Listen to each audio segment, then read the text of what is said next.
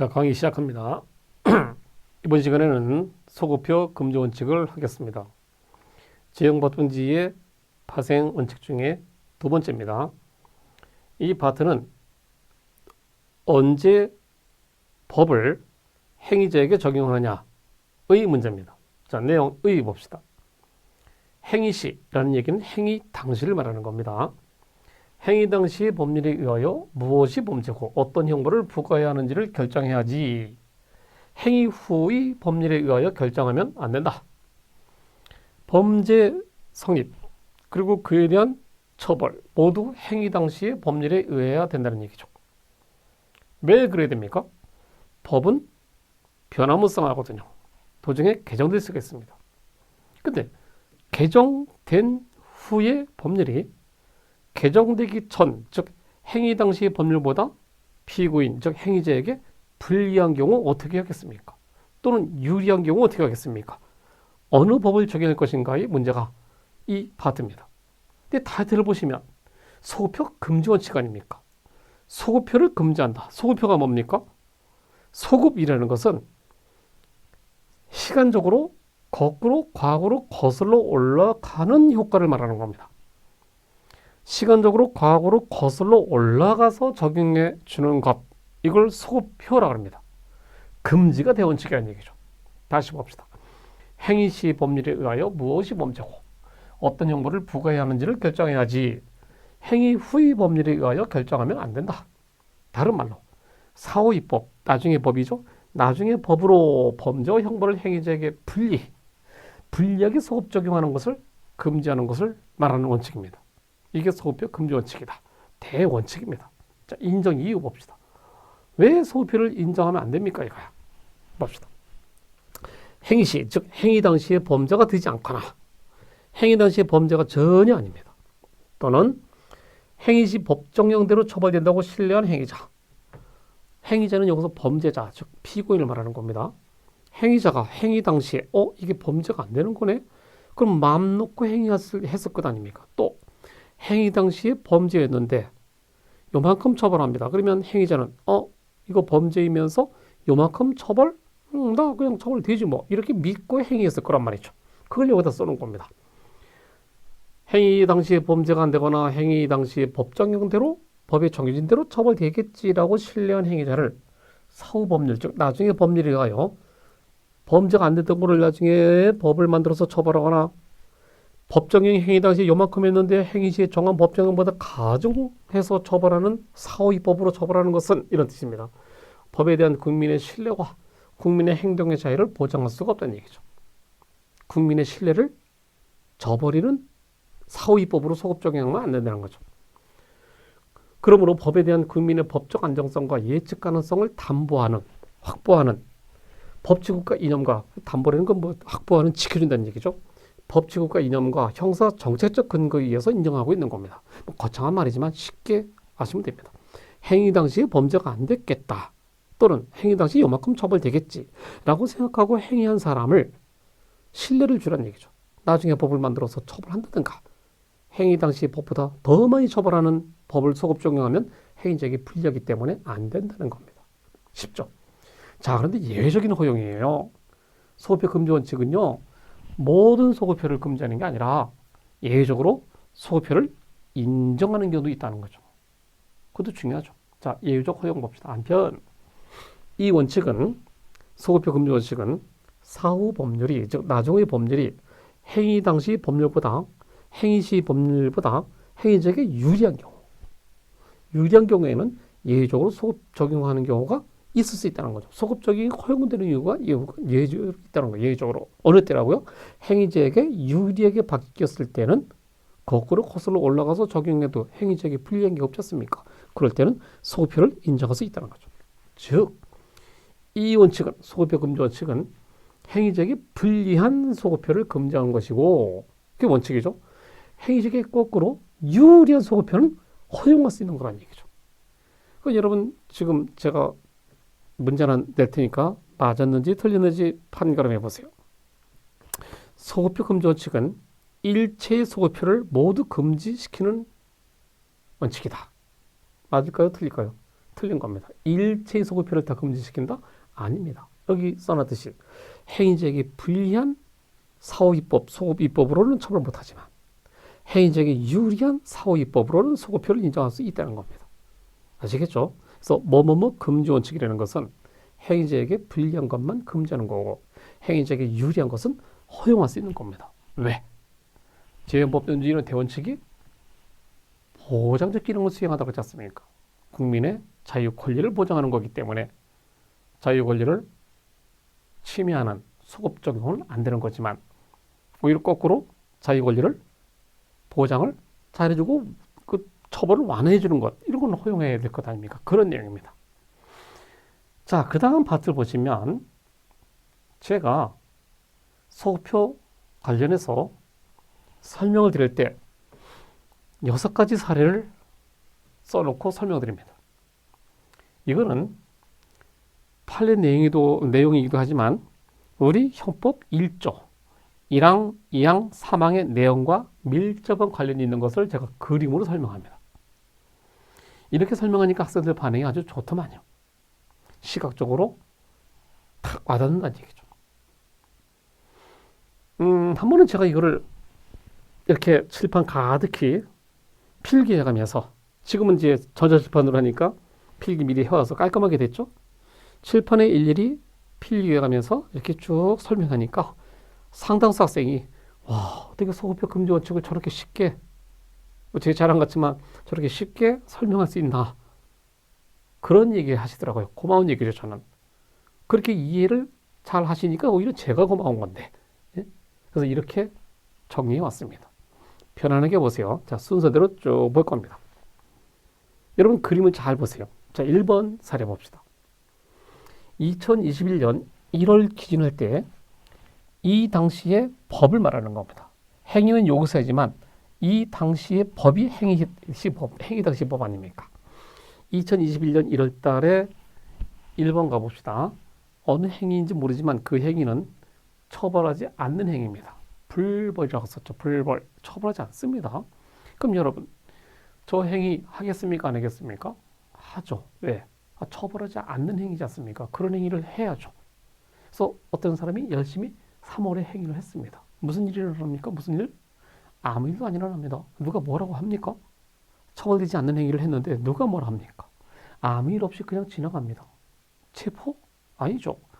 누가 탓하지도 않습니다. 그런데 갑자기 7월 달에 2021년 7월 달에 국회에서 법을 만듭니다. 제정이야. 이 행위를 처벌한다는 얘기죠. 처벌도 징역 3년을 선고한다는 거야. 그러면 앞으로 이 행위를 하면 됩니까? 안 됩니까? 당연히 안 되죠. 이제까지는 행위해도 됐지만 이제부터는 안 되는 거죠. 이제부터는 안 되는 거죠. 그런데 입법자들이 7월 달에 저 행위를 처벌한다라고 규정을 써놓으면서 뭐라고 썼냐면 부칙에 경과규정에 뭐라고 썼냐면 이 행위는 7월 이후부터 처벌하는 것이 아니라 2021년 1월 1일 0시 이후에 저 행위를 한 사람을 징역 3년에 처벌한다 라고 쓰면 어떻게 되는 겁니까? 앞으로뿐만 아니라 1월 1일 0시 이후에 행위한 사람까지 거꾸로 거슬러 올라가서 적용하는 것 아닙니까? 소급표를 인정하는 법을 만들었다는 얘기죠. 그럼 피고인에게, 즉 행위자에게 불리합니까? 유리합니까? 열받죠. 대단히 불리하지 않습니까? 그래서 이 법 규정대로 2021년 10월 달에 만약에 재판하는 판사가 소급표 인정이라고 써있네. 그래서 거꾸로 거슬러 올라가서 3월에 행위한 사람까지 징역 3년 처벌하면 안 된다는 거죠. 이게 무슨 소급표 인정? 부정입니다. 부정. 아시겠죠? 소급표를 인정하지 않는다는 거. 이게 소급표 금지 원칙의 대원칙입니다. 행시법을 적용하는 얘기죠. 행시법에 의하면 처벌되지 않았던 거기 때문에 이 사람 무죄 판결하는 얘기죠. 이해됐죠? 이게 소급표 금지 원칙의 대표적인 리딩 케이스입니다. 쉽죠? 두 번째 봅시다. 2021년 1월달 기준 이 행위는 처벌입니다. 이제 처벌이고 징역 1년 선고하는 행위라 칩시다. 그러니까 여러분 저 행위를 하겠습니까? 안 하겠습니까? 안 하죠. 웬만하면 안 하죠. 누가 저 행위를 하겠습니까? 범죄인지 뻔히 아는데. 그런데 어떤 행위자가 3월 달에 이 행위를 감히 했습니다. 하면서 저 친구는 뭐라고 생각했겠습니까? 이거 처벌되네? 보니까 이 징역 1년이야? 징역 1년? 나 뭐 빵살이 하지 뭐. 그런 각오로 징역 1년이겠지 생각하고 행위를 했습니다.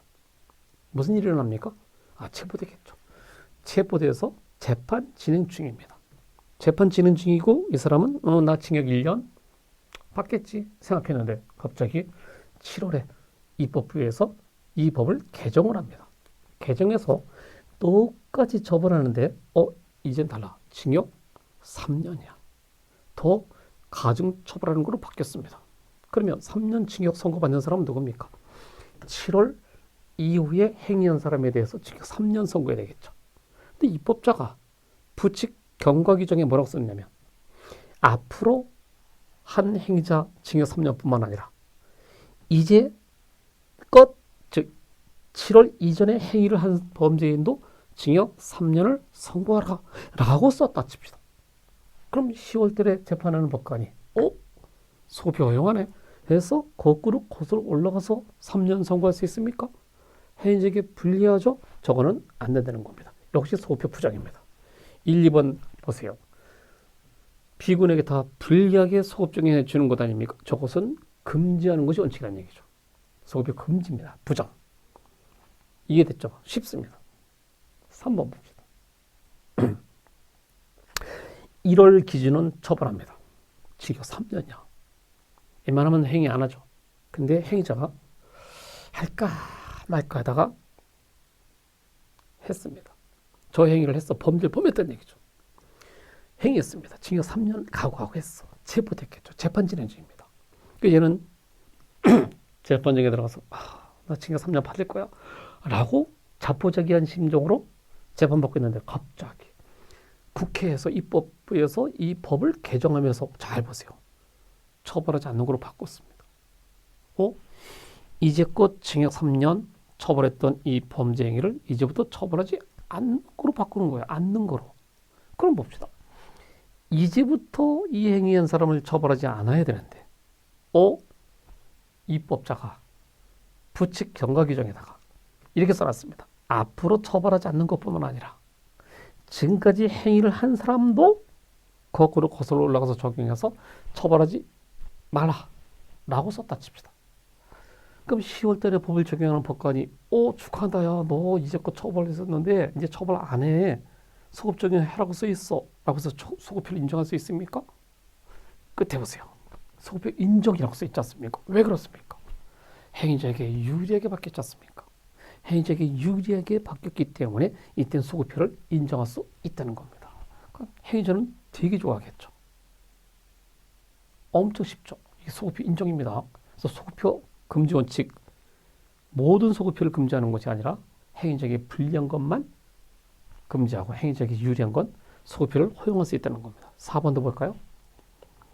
똑같이 1월달에 처벌되고 징역 3년짜리였었습니다.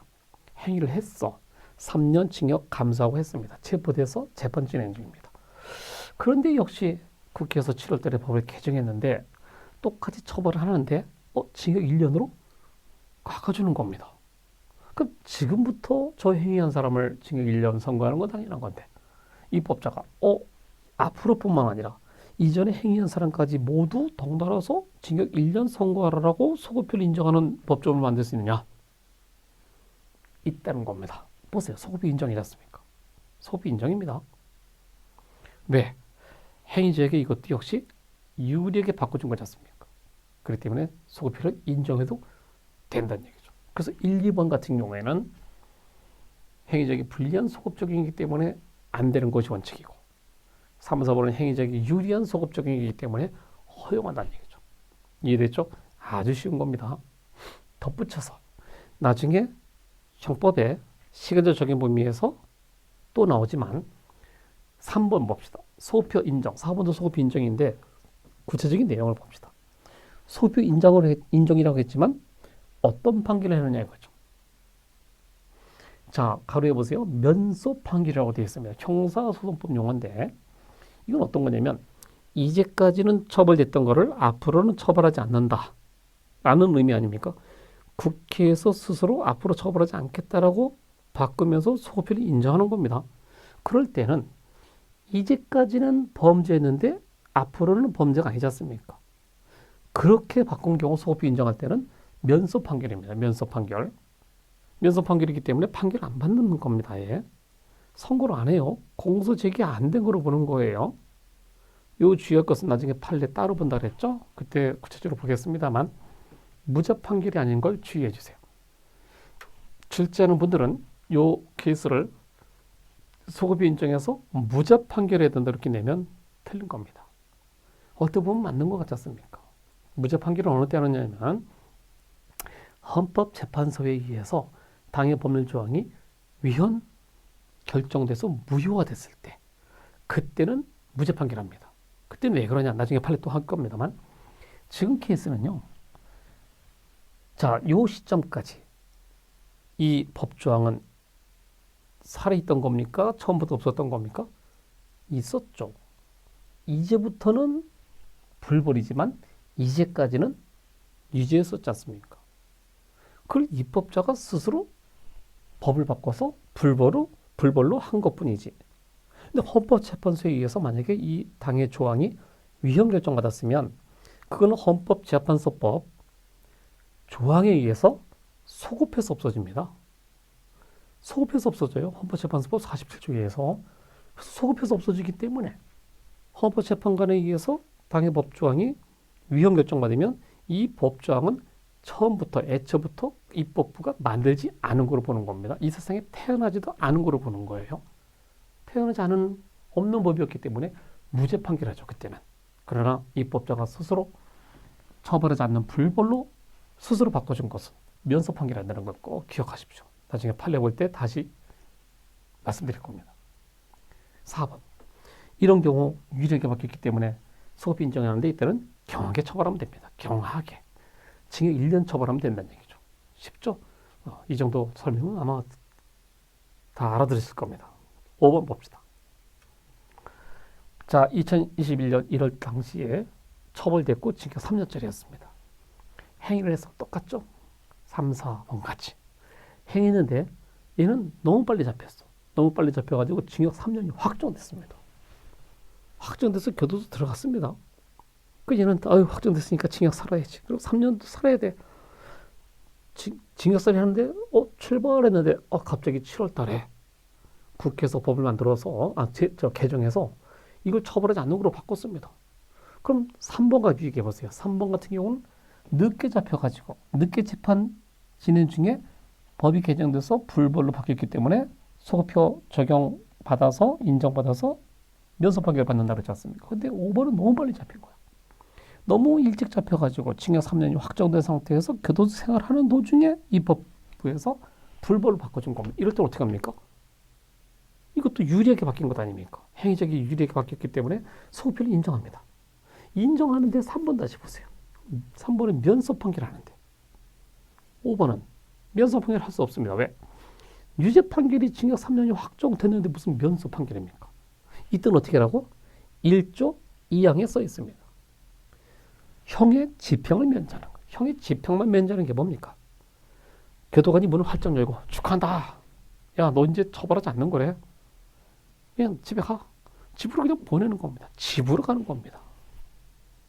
그럼 얘 형 선고의 효력은 어떻게 합니까? 그대로 살아있습니다. 그대로 살아있어. 징역 3년 선고받아서 전가 계속 살아있습니다. 그 형의 집행만 면제해 준다니까 형 다 사는 거로 보는 거예요. 그냥. 전가 살아있습니다. 전가가 살아있기 때문에 나중에 저 뒤에서 보겠지만 누범이 될 수 있습니다. 누범. 그 나중에 또 나올 겁니다. 아무튼 3번과 비교됩니다. 그래서 5번의 케이스를 면소 판결한다고 하면 틀린 겁니다. 아시겠죠? 이거 비교 잘 하셔야 됩니다. 6번 봅시다. 5번과 비슷하게 들어갑니다. 징역 3년짜리를 행위했습니다. 역시 빨리 잡혀서 징역 3년 확정돼서 교도소 생활을 시작합니다. 여기까지 똑같죠. 5번과. 그런데 5번과 차이점은 5번은 불벌로 바뀌었지만 6번은 입법부에서 개정해서 가볍게 처벌되는 거로 바꿨습니다. 그럼 가볍게 처벌되는 거 바뀌었으면 여기에 4번과 비교해 보세요. 4번은 재판 진행 중에 경하게 바뀌었기 때문에 경하게 처벌한다 그랬죠. 여기는 재판이 확정된 뒤에 경하게 처벌하는 거로 바꿨어. 그럼 경하게 집행할 것 같죠? 근데 여기 보세요. 4번과 비교 잘해야 되는데 4번은 입법자가 저런 경우 혜택 규정이 있습니다만 여기는 혜택을 주는 규정이 전혀 없으면 이거 보세요. 규정이 없음. 소급표를 인정하라 마라 규정이 없다니까요. 그럼 어떻게 해야 됩니까? 확정된 형을 그대로 집행한다는 거. 확정된 형을 그대로 집행한답니다. 여기서처럼 이걸 이렇게 바꿔서 경하게 형을 집행한다 이렇게 내면 틀린 겁니다. 경하게 집행한다 낼 수 있습니다. 규정 자체가 없습니다. 잘 비교해야 됩니다. 그래서 1번부터 6번까지 이게 소표와 관련된 여러 사례를 총망라해서 한눈에 알아볼 수 있게 제가 작성한 겁니다. 어때요? 이해 잘 됩니까? 이렇게 하는 겁니다. 아시겠죠? 자, 이제 넘어갑시다. 반복해서 보시면 암기가 됩니다. 근데 4번 봅시다.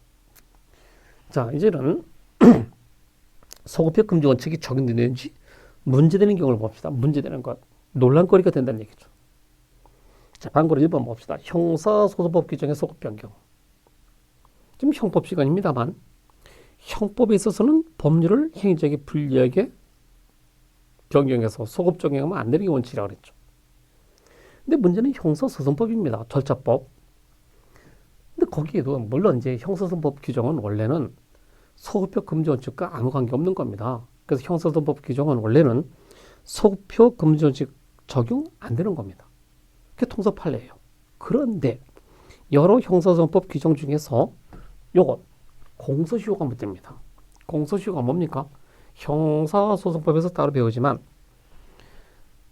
어느 범죄를 저질러 놓고 범죄 종료시죠. 그때부터 일정 기간을 설정해서 수사기관이 그 기간 내에 이 사람 처벌해 주세요라고 법원에 공소 제기할 수 있는 유효기간을 말하는 겁니다. 범죄에 따라서 중범죄는 공소시효 기간이 길고 또 경범죄는 짧고 그렇겠죠. 물론 공소시효 폐지된 것도 있습니다. 살인죄 같은 중범죄는 아주 중범죄. 자, 그런데 이 형사소송법 중에서 사후입법에 의하여 공소시효를 연장할 수 있는지에 관련돼서 소급표 금지 원칙 문제가 생깁니다. 자, 이건 결론이지만 공소시효를 사후입법에 의해서 연장할 수 있는지에 대해서 헌법재판소 결정이 나왔습니다. 우리나라. 좀 어렵지만 제가 읽고 여기 들어가겠습니다. 좀 어렵죠. 부진정 소급입법은 허용되지만 진정 소급입법은 금지하는 것이 원칙이고 예외적으로 허용한다. 그 밑에 그림을 보세요. 여기에 진정, 부진정 소급입법이라는 말이 써 있습니다. 근데 진정과 부진정이 도대체 무슨 뜻이냐 이거죠. 자, 요걸 조금 이따 와서 봅시다. 제가 용어 설명을 따로 써놨습니다. 자, 이 진정과 부진정이 형법 전반에 걸쳐서 여러 군데 나옵니다. 꽤 여러 군데 나옵니다. 그런데 이거를 지금 조금 여러분 까다로울 겁니다만 지금 이거를 확실히 아시고 나서 나중에 또 이런 문제가 나오면 아, 제가 그때 강의했던 걸 자, 그때 들으셨죠? 쉬운 거죠? 그래서 설명하면 아, 의미가 딱 와닿을 겁니다. 그래서 여러분들은 형법을 공부하실 때 용어 정리를 잘해야 됩니다. 물론 제가 여러 용어를 해설을 해드리겠지만 다는 못하지 않습니까? 그럴 때 여러분들은 인터넷에 네이버라든가 다음이라든가 이런 데 찾아보세요. 상당한 법률 용어가 거의 다 나옵니다. 물론 정확하지 않은 것도 있어요. 그러면 저한테 물어보세요. 그럼 제가 성실히 말씀해 드릴 겁니다. 근데 진정 뭐뭐뭐, 부진정 뭐뭐뭐 이런 말이 꽤 많이 나오는데 인터넷에 저걸 자세히 설명하는 사람이 아무도 없습니다. 설명을 제대로 못합니다. 그래서 저 나름대로 여러 수험생과 함께 진도 나가면서 야, 이 진정과 부진정을 한꺼번에 설명을 드려야 되겠다 싶어서 이렇게 정리하는 겁니다. 자, 봅시다. 이건 다른 교수님들 절대 이건 안 합니다. 그냥 개별적으로 설명하고 만난 말이죠. 종합적으로 설명해야 되는데. 자, 봅시다. 어떤 범죄 유형 또는 어떤 의미에 있어서 원래, 본래라는 뜻이죠. 영어로 말하면 오리지널이죠. 원래 범죄 또는 의미와 겉으로는 비슷하지만 약간 다른 의미를 가지고 있는 범죄 또는 의미가 있을 때 그걸 A와 B 나눕니다. 그럴 때 A 범죄, 즉 A 의미라고도 하는데 B 범죄, B 의미라고 그러죠. 다시 A 범죄와 B 범죄가 이름은 같은데 약간 의미 차이가 있다는 얘기죠. 뉘앙스 차이가 있는 겁니다. 그런 걸 구별 지어야 될 것 아닙니까? 구별 지우는 방법으로 독일에서 나온 이론입니다. 이게 독일 학자들이 머리가 비상하지 않습니까? 독일에서는 A 범죄, 즉 A 의미는 진정 뭐뭐라고 하고 B 범죄를 부진정 뭐뭐라고 부르고 있다. 형법에서는 이런 분리에 의한 여러 진정 뭐뭐뭐와 부진정 뭐뭐뭐가 있다. 아직도 여러분 와닿지 않을 겁니다. 그래서 밑으로 또 가봅시다. 여기까지 말씀드리고 제가 좋은 예를 들을게요. 2번 진정과 부진정의 의미. 진정 의미는 독일어를 제가 찾아봤어요. 독일어를 뭐 많이 잘 못하지만 독일어로는 이거 읽어보세요. 뭐라고 읽겠습니까? 액트입니다. 액트. 액트라고 하는데 우리말로 말하면 진정한, 원래의, 원조, 뭐 순수한, 영어로 말하면 오리지널 이런 뜻입니다. 또 부진정의 의미는 독일어로 운액트라고 합니다. 운이 영어로 말하면 on입니다. on, 반대 의미예요. 운액트라고 하는데 우리말로는 가짜의, 모조의, 짝퉁 이런 뜻이죠. 변형된. 영어가 아니라 이제 콩글리시죠. 한국에서 만든 영어. 오리지널의 반대말이 뭡니까? 가리지널. 그런 뜻입니다. 자, 이제 좋은 예를 든다 그랬죠? 우리 동네에, 여러분 동네에 어느 할머니께서 저희 집에 저희 동네에 제가 이제 충무로 신당동 2일대에 사는데 유명한 신당동 떡볶이 타운이 있습니다. 떡볶이집. 그래서 전국적으로 유명하고 해외에서도 많이 오세요. 근데 그 떡볶이집이 어떤 할머니가 있어요. 뭐 마모라는 할머니인데 아주 유명한 할머니가 만드신 건 그 돌아가셨지만 그분네가 처음 떡볶이집을 만드셨어요. 맛이 굉장히 좋아서 사람들이 문전성시를 이루고 있어요. 잘 돼요. 그걸 배합했던 어떤 아주머니나 할머니가 그 인근에 떡볶이집을 만들었다 칩시다. 근데 그 집도 잘 돼. 맛있게. 그러니까 거기도 사람들이 많이 모일 것 아닙니까? 그럼 처음 만들었던 그 할머니가 떡볶이집이라고 간판을 바꿀까요? 안 바꿀까요? 바꿀 때 뭐라고 바꾸겠습니까? 이렇게 바꾸겠죠. 원조 떡볶이라고 쓰겠죠. 원조. 원조집이라고 그러겠죠. 그럼 두 번째 만드는 아주머니나 할머니는 간판 안 겁니까? 그분도 걸려고 그러겠죠. 뭐라고 하겠습니까? 우리가 원조다라 그러겠죠. 여기도 원조, 저기도 원조라고 서로 싸울 것 아닙니까? 그럴 때 손님들은 뭐라고 평가합니까? 손님들이 평가하는 게 진짜죠. 손님들에게 물어봐야겠죠. 어느 집이 오리지널 원조입니까? 그러면 많은 사람들이 이쪽 집 할머니가 제일 먼저 만들었고 제일 오래됐기 때문에 이쪽이 원조지. 그래서 거기다가 액트를 쓴 겁니다. 원조다 이거 원조. 진짜이라는 얘기죠. 오리지널이라는 얘기죠. 두 번째 만든 집은 물론 맛있게 하지만 의미는 다르지 않습니까? 두 번째 집이지 않습니까? 그래서 똑같이 떡볶이집 그러면 안 되지 않습니까? 이쪽은 짝퉁, 모조, 가리지널, 변형된. 그래서 운액트. 그거를 부진정이라고 붙인 거예요. 그래서 진정, 부진정 이렇게 나누기 시작한 겁니다. 아시겠죠? 또 하나 예를 들까요? 어느 집에 일란성 쌍둥이가 태어났다 칩시다. 두 명이 태어났어. 자, 봐봐요. 하나는 10분 먼저 태어났고 하나는 10분 뒤에 태어났다 칩시다. 그래서 보니까 얼굴이 일란성 쌍둥이니까 똑같게 생겼지 않습니까? 그러니까 이름을 붙일 때 어떻게 붙입니까? 똑같이 생겼으니까 예를 들어서 뭐 철수라고 붙였다 칩시다. 철수야. 얘도 철수야. 이렇게 붙입니까? 아니죠. 얘는 철수, 얘는 다르게 붙여야 될 것 아닙니까? 그 집에서는 얘는 철수, 얘는 뭐 명수라고 그랬다 칩시다. 첫째 놈은 철수, 둘째 놈은 명수라고 칩시다. 자, 애들이 크면서도 똑같이 옷도 똑같이 입히지 않습니까? 밖에 나가서 노는 겁니다. 그 동네 사람들이 볼 때 철수와 명수가 똑같이 생겨서 헷갈려. 서로 헷갈릴 것 아닙니까? 이럴 때 어떻게 합니까? 동네 사람들은 얘가 철수야, 얘가 명수야. 알아. 그런데 또 몰라. 그거 어떻게 합니까? 이럴 때는 자세히 보면 뭔가 하나 다르지 않습니까? 그럴 때 여기다가 진정, 여기다 부진정을 붙이는 겁니다. 이렇게 하는 거예요. 한 가지만 더 얘기할게요. 제가 예전에 학창 시절에 대학교 때, 저는 이제 법학과지만 행정학과 이 친구들하고 합반을 해서 들었었어. 1학년 때 교양 과목을. 근데 함께, 우리 동료의식이 강합니다만, 함께, 그 강의도 끌어내는데, 행정학과에 이름이 똑같은, 한자까지 똑같은 친구들이 있었어요. 공교롭게 전국에서 온 학생들인데, 그 행정학과 저희 학번에 이름이 똑같은 학생이 들어왔어요. 정말입니다.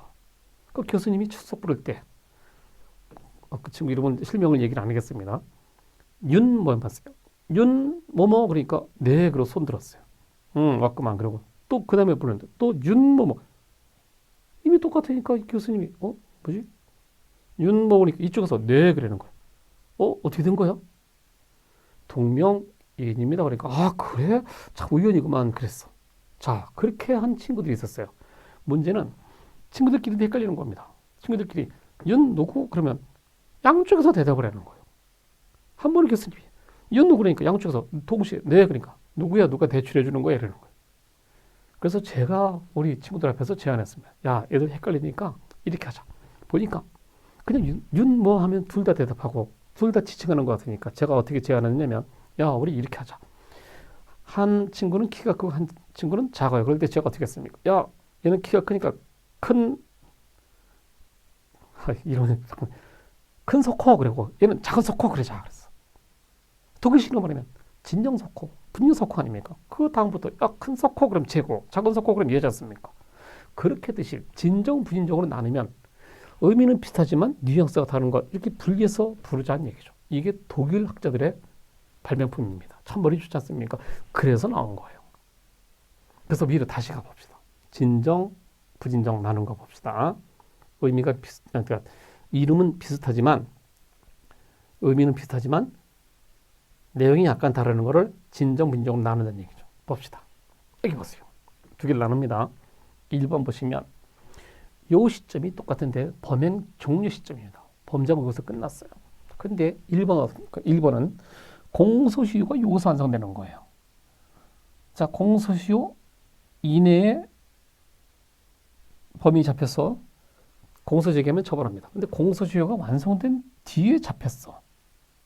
공소시효 완성된 뒤에 잡혔으면 얘는 처벌 못하는 겁니다. 그런데 자 여기 보세요. 1번 어떤 범죄인이 여기서 범죄 저질렀고 공소시효가 다 끝났습니다. 그럼 얘는 처벌 못하는 거에 나쁜 놈이지만 처벌 못하는 상태까지 갔는데 갑자기 입법부 국회에서 요 해당 범죄에 대해서 공소시효를 연장하는 입법을 만든 거예요. 가령 정전의 공소시효가 10년이었다 칩시다. 그 13년쯤 돼갔는데 갑자기 이 해당 법조문의 범죄 공소시효를 20년을 늘리는 거야. 확 늘렸어. 그럼 이 사람 어떻게 됩니까? 처벌되는 거예요. 이게 말이 됩니까? 행위 당시에는 공소시효가 10년이고 완성됐는데 공소시효 완성된 뒤에 국회에서 공소시효를 쫙 연장시켜가지고 너 처벌되네? 소급필을 인정하는 법을 만들었지 않습니까? 소급입법이죠?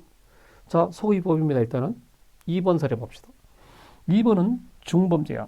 공소시효가 아니야. 범죄가 여기서 끝났는데 공소시효가 여기서 완성되는 거예요. 공소시효 이만큼입니다. 그럼 여기쯤 가보세요. 여기쯤 가면 아직 공소시효가 남았지 않습니까? 남았어. 남아있는 상태이기 때문에 지금도 처벌할 수 있어요. 충분히 처벌할 수 있는데 입법자가 이 공소시효를 굉장히 연장을 해놓은 법을 여기서 만든 거예요. 자, 공소시효가 20년이라 칩시다. 20년인데 19년쯤 됐어. 아직도 처벌할 수 있지 않습니까? 그런데 1년밖에 안 남았기 때문에 입법자가 좀 조급해지는 거예요. 그래서 야, 이 범죄의 공소시효를 미리 30년을 연장하자라는 법을 이때 만든 거예요. 공소시효가 아직 남아있을 때 연장하는 법을 만든 겁니다. 어쨌거나 이것도 행위 당시에는 공소시효가 20년이었는데 공소시효가 한참 진행하는 과정에 공소시효를 30년으로 연장하는 법을 만드니까 행위자에게 불리한 소급입법을 만든 거지 않습니까? 이것도 소급입법이에요. 그죠? 자, 1번 방법도 소급입법, 2번 방법도 소급입법이야. 이름은 똑같아. 근데 1번 방법과 2번 방법은 의미가 다르지 않습니까? 1번 방법은 어떤 거였습니까? 공소시효가 완성된 뒤에 공소시를 연장하는 소위법을 만든 거고 2번은 공소시가 완성되기 전에 공소시를 연장하는 소위법을 만든 거지 않습니까? 의미가 다르지 않습니까? 그래서 독일학자들은 1번의 것이 오리지널이라 이거죠. 오리지널 액트. 그래서 진정 소위법이다. 2번은 변형된 소위법이다. 그래서 부진정 소위법이라고 이름을 붙인 거예요. 자, 제가 장하게 설명했지만 좀 까다로웠죠. 그런데 이해는 되시죠? 이렇게 진정과 부진정의 의미를 파악하신 뒤에는 저 뒤에 계속 나옵니다. 이제 쉬워질 겁니다. 아시겠죠? 이렇게 한꺼번에 설명 들으신 뒤에 보면 쉽습니다. 자, 1번 방법이 진정소위법, 2번 방법이 부진정소위법입니다. 이게요, 아까 여기 헌법재판소는 뭐 그랬지만 이게 전두환 노태우 일당들 사건이었었어요. 자, 돌이키기 좀 거부스럽고 정말 미운 사람들이죠. 그런데 여기 보세요. 1번 케이스입니다. 전두환 노태우 사건은 전두환 노태우 일당들이 이때 쿠데타를 일으켰습니다. 내란 성공했죠? 그리고 이 공소시가 그 당시 15년이었어요. 15년. 15년이 다 완성됐어요.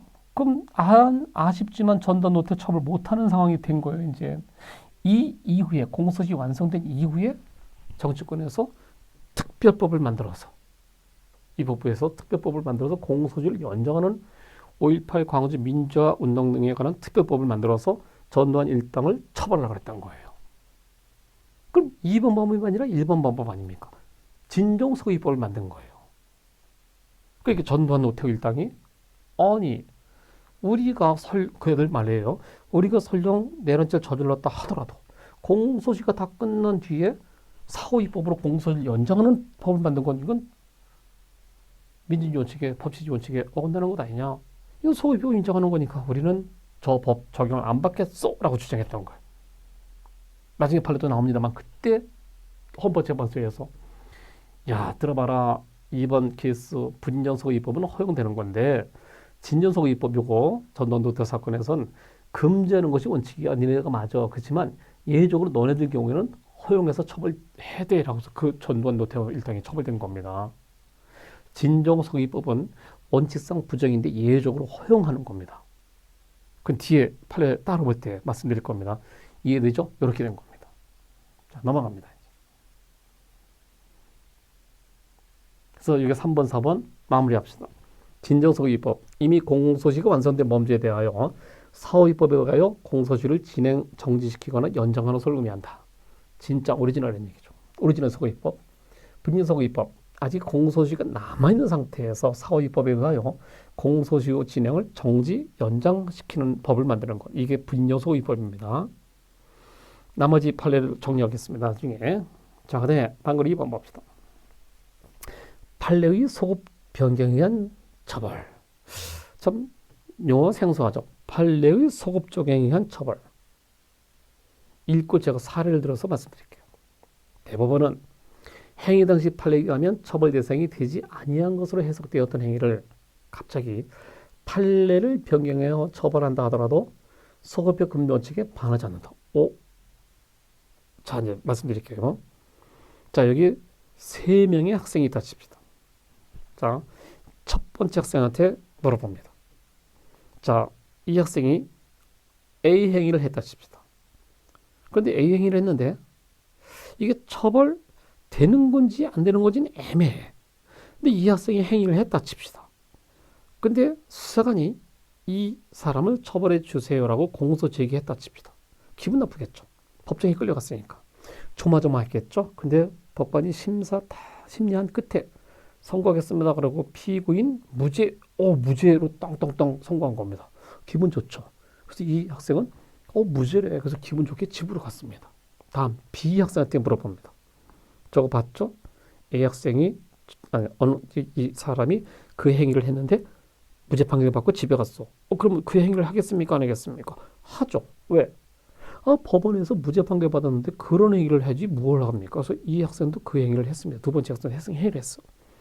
그럼 수사관이 내버려 둬야 될 것 아닙니까? 근데 수사관이 두 번째 그 행위를 한 사람도 똑같이 기소합니다. 기소를 왜 하지 말아야 되는데? 기소돼서 또 재판받습니다. 근데 법관이 이 사람 아, 무죄라고 그랬는데 왜 자꾸 기소하는 거예요? 그래서 무죄 판결 떨어졌습니다. 기분 좋죠. 그래서 두 번째 사람도 역시 기분 좋게 집에 갔습니다. 자, 세 번째 학생한테 물어보겠죠. 첫 번째, 두 번째 사람 모두 그 행위를 했는데 다 무죄 판결 받고 집에 기분 좋게 갔습니다. 그 행위를 하겠습니까? 안 하겠습니까? 여러분들 세 번째 학생이라 칩시다. 그 행위를 해요? 안 해요? 당연히 하죠. 무죄 판결을 받는 그 행위를 해야지 뭘 합니까? 그래서 마음 놓고 이 학생도 그 행위를 했습니다. 무슨 일이 일어납니까? 아무 일도 안 일어나야죠. 근데 수사관이 세 번째 행위를 한 사람까지 기소해버립니다. 참 끈적인 수사관이죠. 그럼 법관은 뭐라고 판결해야 됩니까? 아, 자꾸 이러기요? 계속 무죄 판결 때려쳤습니까? 좀, 그걸 좀 배우셔. 기소하지 말았어야 되는데. 왜 기소했어? 또 무죄 판결 때려야 될 것 아닙니까? 그런데 여기 보듯이 행위 당시 판례에 의하면 처벌 대상이 되지 아니한 것으로 해석되었던 행위를 갑자기 판례 변경해서 이 세 번째 학생만큼은 미안하지만 당시부터는 유죄요. 처벌해요. 처벌한다 하더라도 소급적금 원칙에 반하지 않는다는 거예요. 말이 됩니까 이게? 아니, 법관이 이제껏 그 행위를 한 사람들을 무죄요, 무죄요 계속 선고했던 법관들이 갑자기 태도를 변경해서 미안하지만 너부터는 유죄다라고 판결할 수 있느냐 이거죠. 이게 소급적 금지 원칙에 반하는 것 아니냐 이거죠. 이럴 때 대법원 판례는 뒤에 또 보겠습니다만 개최되는 겁니다. 참 희한하죠. 왜냐하면 뒤에 판례 봅니다만 대법원 판례 태도는 그거예요. 우리 대법원 판례가 뭐 잘못했느냐 이거죠. 아니 법률을 행위자에게 불리하게 소급 적용한 겁니까? 법률을 변경해서 소급 적용한 거예요? 아니죠. 법률은 그대로 있는 겁니다. 법률은 예나 지금이나 그대로 있는데 이 행위를, 자 어떤 행위를 이렇게 적용했다가 적용하려고 그랬는데 법관이 적용 안 되는 거예요. 그건 무죄네. 두 번째, 이 행위도 이렇게 적용하려고 했다가 적용 안 되는 거예요. 그건 무죄예요. 그랬다 세 번째 학생한테 그 행위 그대로 적용해서 유죄 때릴 수 있다는 거 왜 법률을 바꾼 게 아니라 이 행위가 여기 적용되느냐 안 되느냐 요것만 바꿨다는 거예요. 그래서 이 세 번째 학생을 유죄로 선고할 수 있다는 겁니다. 법률을 바꾼 게 아니라는 얘기죠. 그래도 여러분 좀 뭔가 남죠. 그래서 제가 농담 비슷하게 뼈 있는 말을 해봅시다. 저는 강의실에서 항상 그런 얘기를 합니다. 자, 잠시 여러분들은 법관, 판사로 빙의해 보세요. 지금 여러분 강의 들으시면서 어느 법정에 법관이라 칩시다. 형사법정입니다.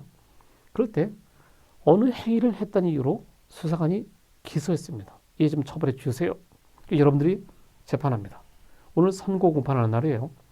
선고했는데 여러분이 무죄 선고했습니다. 무죄라고 땅땅땅 선고하고 이제 밥 먹으러 가는 겁니다. 식사 시간이 됐어요. 그래서 여러분들이 법관으로서 어떤 피고인의 행위에 대해서 무죄 선고하고 나오는 겁니다. 나올 때 저는 기자로 빙의하겠습니다. 기자. 그래서 법관 나올 때 제가 마이크 들이댑니다. 여러분에게. 자, 역할 그걸 해봅시다. 법관님 안녕하십니까? 인사해야죠. 자, 법관님, 저 어느 방송사 사회부 기자 조태비입니다. 그러니까 서로 인사했겠죠? 제가 여쭤보겠습니다. 법관님, 조금 아까 피고인에 대해서 이 사건에 대해서 무죄 선고하셨죠? 아, 예, 예. 그럼 하나 여쭤봅시다, 법관님. 예, 말하세요. 제가 뭐라고 했냐면, 그렇다면 다른 일반 국민들이 그 행위, 즉 법관님이 무죄 판결 때린 그 행위를 해도 됩니까? 하면 안 됩니까? 대답해 보세요. 대답해 보세요, 여러분. 자, 그럼 여러분이 이렇게 대답할 겁니다. 뭐 무죄니까 당연히 해도 되겠죠. 라고 대답했다 칩시다. 그럼 저는 뭐라고 물어보겠습니까? 근데 법관님, 나중에 법관들이 똑같은 행위를 한 사람을 판례 변경해서 처벌하면 어떻게 합니까? 그럼 그 행위를 하면 됩니까? 안 합니까? 안 됩니까? 그럼 뭐라고 대답할 겁니까, 여러분? 하면 안 되네요. 그럼 또 물어보죠, 저는. 그럼 어떤 행위를 해야 됩니까? 대답을 못 합니다.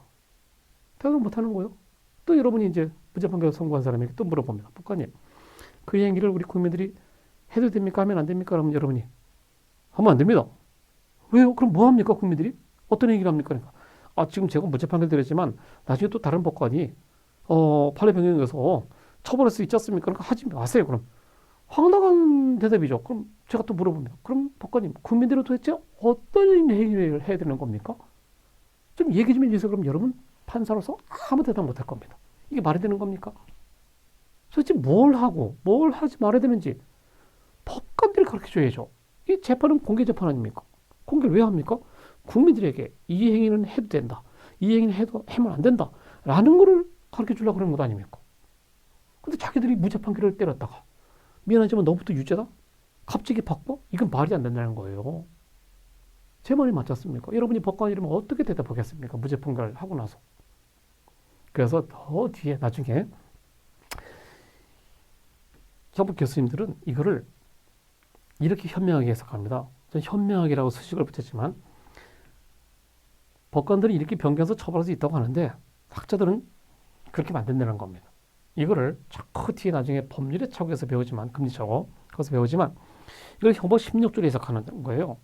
형법 16조 나중에 배우지만 뭐냐면 처벌되는 행위를 행위자가 처벌되지 않는 것으로 오인한 행위로 봅니다.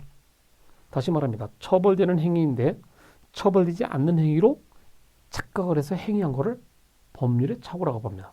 형법 16조에 나옵니다. 그럼 이 세 번째 행위자를 보세요. 첫 번째, 두 번째 사람을 법관들이 처벌 안 했지 않습니까? 무죄 판결 때렸잖아요. 그러니까 이 세 번째 사람은 저거 처벌되지 않는 행위구나라고 생각했죠.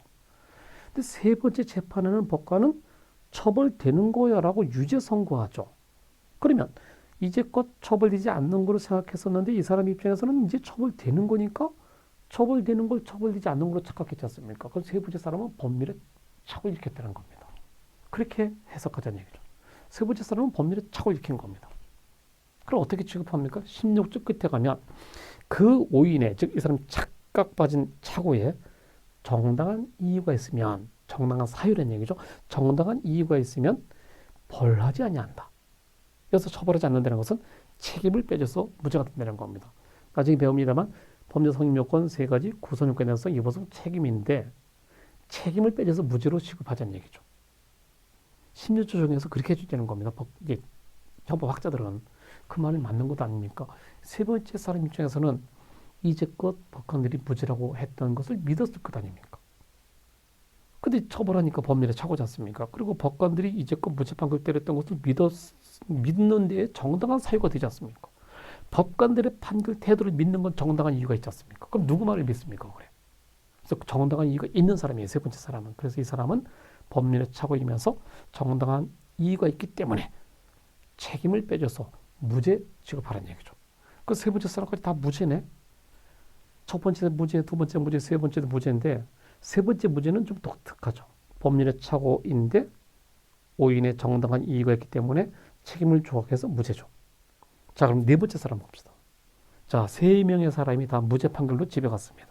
그럼 그 행위를 하겠습니까? 안 하겠습니까? 다 무죄였어. 이 사람, 무죄네? 나도 해야지라고 해서 했다 칩시다. 수사관이 기소했습니다. 그럼 법관은 어떻게 할까요? 이 사람 처벌해야지. 유죄죠? 이 사람 입장에서 보면 처벌되지 않는 거로 오인했으니까 법률의 착오는 맞아요. 이 사람도. 지금 처벌하는 거니까 처벌되는 행위를 처벌되지 않는 거로 믿었기 때문에 법률의 착오가 맞아요. 이 사람 마지막으로 그 오인에 정당한 사유가 있을까요? 얘는 없죠. 왜? 세 번째 사람을 주목해 보세요. 이 사람을 무죄 선고하면서 법관이 뭐라고 경고했습니까? 너를 판례병역으로 처벌하려고 했는데 너는 우리 판결의 태도를 믿었기 때문에 너만큼은 정당한 이유가 있기 때문에 책임을 빼준다라고 선고한 것 아닙니까? 선언했지 않습니까? 그럼 다른 국민들은 뭐라고 생각해야 돼요? 저게 이제 앞으로 처벌되는구나. 하면 안 되는구나. 그런데 이 사람은 마지막으로서 법관들의 그동안의 무죄 판결 태도를 믿었기 때문에 얘만큼은 법률의 착오에 정당한 이유가 있어서 처벌되지 않는구나. 얘만큼은 착오에 정당한 이유가 있어서 처벌되지 않는 건데 그 다음 사람부터는 법관이 분명히 경고했지 않습니까? 이제부터 처벌합니다라고 경고했기 때문에 그 다음 사람부터는 역시 법률의 착오이지만 정당한 이유가 없어. 그래서 얘는 처벌합니다. 아시겠죠? 그렇게 해석하는 게 우리 통설의 태도란 얘기죠. 그렇게 하자는 얘기죠. 근데 대부분 판사님들은 그렇게 해석하지 않습니다. 그냥 처벌해버립니다. 아시겠죠? 저는 이 대목에서 학자들의 견해가 옳다고 봅니다. 개인적으로는. 아무튼 여러분 판례 들어보세요. 됐죠? 다음 걸로 3번 봅시다. 보안처분의 소급 적용. 보안처분이 나왔죠? 보안처분은 앞에서 잠깐 언급이 있었습니다만 무엇이 범죄고 어떤 것을 어떻게 처벌하는지 다 써놓는다 그랬죠. 지연법정지. 근데 또 하나 있습니다. 어떤 것이 범죄 행위인데 그 범죄 행위를 한 사람 중에서 책임 조각되는 사람이 있습니다. 심한 정신병 환자라든가 또 알코올 중독자라든가 마약 중독자 이런 사람들이 법률 저질렀다 그러면 처벌 못해. 책임 조각.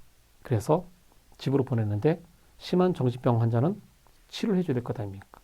그 치료하는 것, 그게 보안 처분입니다.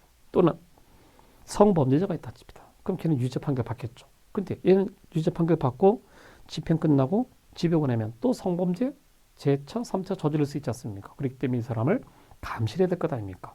뭐 인공 발질 채운다든가 팔찌라든가 발찌 채울 수 있지 않습니까? 그런 것도 보안 처분입니다. 그래서 유죄 판결 안 받는 사람도 보안 처분 받을 수 있고 유죄 판결 받고 재범 우려를 염려해서 보안 처분을 낼 수 있으며 다양합니다. 수십 가지 종류가 있습니다. 근데 그것을 소급 적용할 수 있느냐의 문제입니다. 즉 행위 당시에는 보안 처분의 제도가 없었던가 또는 가벼웠었는데 행위 후에 법칙 개정해서 보안 처분을 새로 부과한다든가 가중 부과한다든가 이게 가능하냐 이거죠. 그걸 여기서 얘기하는 겁니다. 자, 우리 이 판례 태도를 쓴 겁니다. 판례는 두 가지로 나눕니다. 기억, 니은, 기억 봅시다.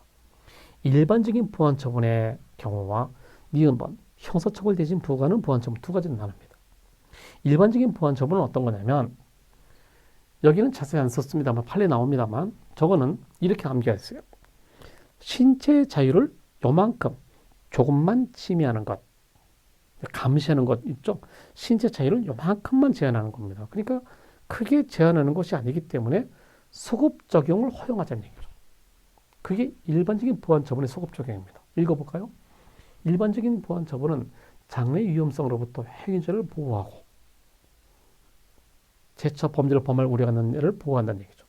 또 사회를 방해하기 위한 조치이므로 소급적 금지 원칙에 반하지 않는다. 소급 적용을 허용한다는 겁니다. 자유를 요만큼만 조금만 제한하기 때문에 그렇습니다. 다음 니은 형사처벌 대신 부과하는 보안처분. 벌써 이름도 형사처벌 대신 부과하는 거라고 했으니까 이거는 자유를 박탈 또는 심하게 제한하는 걸 말하는 겁니다. 자유를 심하게 박탈 또는 제한하는 거기 때문에 이건 거의 형벌과 다름없는 보안처분이라는 거죠.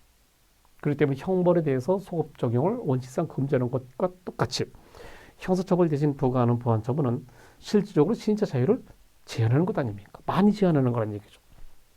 거의 박탈급이죠. 그래서 소급표 금지 원칙에 반한다는 거예요. 지금 소급 적용을 하지 말라는 얘기죠. 그래서 일반적인 보안처분에 관련된 건지 형사처벌 대신 부과는 좀 빡센 보안처분인지 구별하라는 얘기죠. 판례대로 보면 됩니다. 나중에 쭉 소개해 드릴 겁니다. 다음 마지막 4번 행위적인 유리하게 변경된 것 이미 다 봤지 않습니까? 아까 표에서 6가지 사례 보면서 행위적인 유리하게 변경된 법률 범죄 행위 후 법률이 행위적인 유리하게 변경된 경우에는 아까 1조 2항 3항 일부 봤죠? 1조 2항과 제3항에서 당해 법률 이게 신법이죠. 소급 인정하는 신법의 소급 적용을 인정하겠다고 봤지 않습니까? 그죠? 아까 특히 그 6가지 사례 중에서 3, 4, 5번을 말하는 겁니다. 3, 4번이 1조 2항이고 5번이 제3항이라고 했지 않습니까? 그죠? 이렇게 하는 겁니다. 여기까지가 소급표 금지 원칙 관련된 일반적인 원리, 이론 이런 걸 또 판례까지 간단하게 봤습니다. 자, 좀 쉬었다가 나머지 소급표 금지 원칙과 관련된 판례를 쭉 훑어보겠습니다.